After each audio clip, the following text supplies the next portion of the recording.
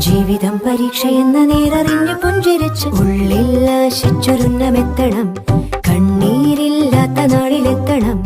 പൂജ്യത്തിൽ നിന്നു മുന്നിലെത്തുവാൻ ഇത്രയും നേരമോ ഇത്രയും ദൂരമോ? ഉള്ളിൽ ആശിച്ചൊരുന്നമെത്തണം.